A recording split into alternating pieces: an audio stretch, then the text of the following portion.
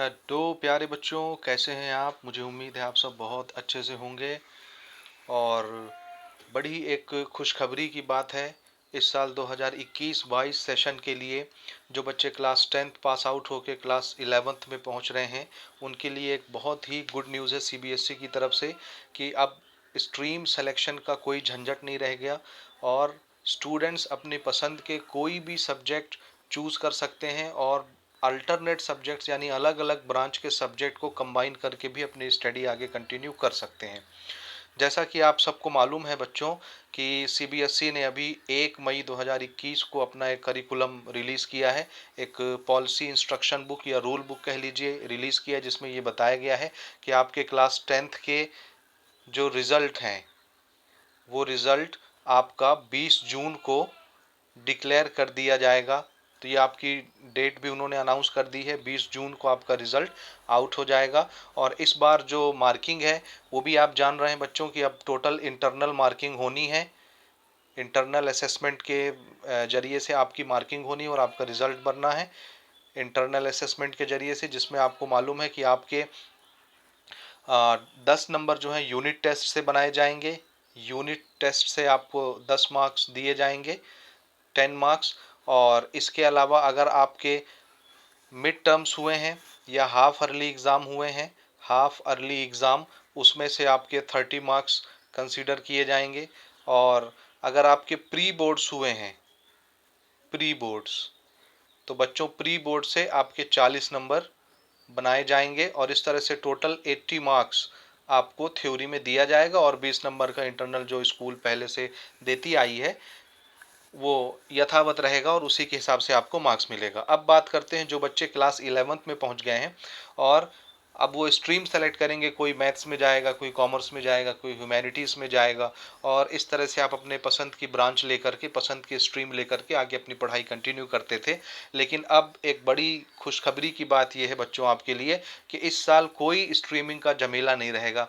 यानी जब पहले के सेशंस में क्या होता था कि कोई बच्चा आर्ट में जाता था, कोई कॉमर्स में, कोई साइंस में, कोई बायो में, कोई मैथ्स में, तो उनको पर्टिकुलर सब्जेक्ट्स पढ़ने पड़ते थे। जैसे एक बच्चे को इंजीनियरिंग करनी है तो उस बच्चे को फिजिक्स, केमिस्ट्री और मैथ्स ये लेकर के पढ़ना ही पड़ेगा, तभी वो आगे चल करके JEE का एग्ज़ाम क्रैक कर सकता था, AIEEE दे सकता था और वो BE या BTech कर सकता था, कुछ भी, यानी इंजीनियरिंग कर सकता था।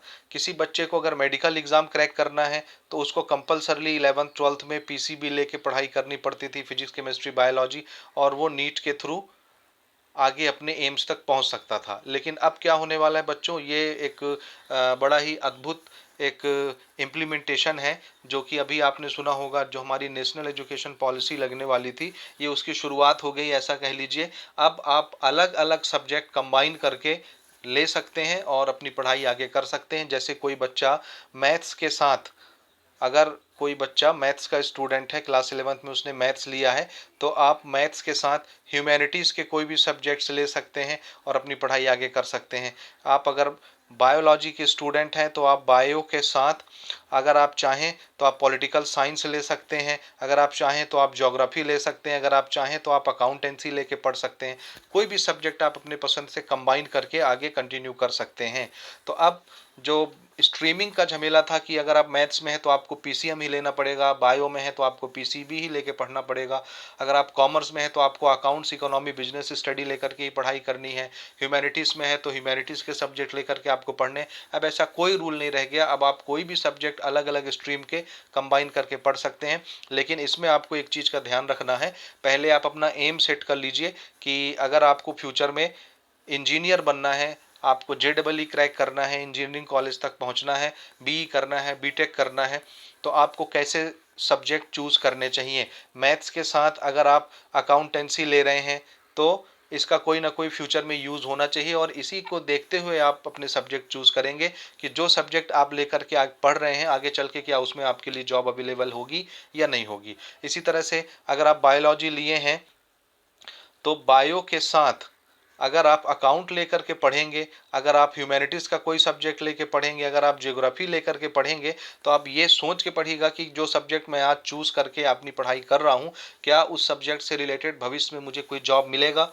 सब्जेक्ट्स तो आपको कोई भी मिल जाएगा, कोई भी सब्जेक्ट लेकर के आप पढ़ सकते हैं, लेकिन आप अपने फ्यूचर को ज़रूर नज़र में रख करके सब्जेक्ट चूज़ करेंगे तो आपके लिए ज़्यादा बेनिफिशियल रहेगा। तो इस तरह से अब जो बर्डन है आपका, जो पुराने स्कीम्स होते थे सब्जेक्ट सिलेक्शन के, वो अब ख़त्म हो गए हैं। कोई भी आप सब्जेक्ट के कॉम्बिनेशन बना के अपनी पढ़ाई कर सकते हैं। तो ये अब कह लीजिए न्यू एजुकेशन पॉलिसी अब इम्प्लीमेंट हो गई है, और ये चीज़ उन्होंने अपनी रूल बुक में भी छापा है। आप 30 नंबर का पॉइंट पढ़ के देख सकते हैं, मैंने इससे पहले भी वीडियो बनाया है, उसमें डिटेल से समझाया है सारी चीज़ें। तो अगर आपने उस वीडियो को नहीं देखा है तो उस वीडियो को भी जा करके देख लीजिए, और आप उनकी पॉलिसी का जो रूल बुक आया है उसमें 30 नंबर का पॉइंट पढ़ लीजिए कि विदाउट एनी स्ट्रीमिंग कोई भी कॉम्बिनेशन ऑफ सब्जेक्ट लेके बच्चा पढ़ाई कर सकता है, स्कूल आपको कोई भी प्रतिबंध नहीं लगाएंगे इसमें। तो इस वीडियो में इतना ही है। तो इस वीडियो को ज़्यादा से ज़्यादा शेयर करो और सभी लोगों तक इसको पहुंचाओ। चैनल पर नए हो तो चैनल को सब्सक्राइब करो, और मिलते हैं अपन नेक्स्ट वीडियो में।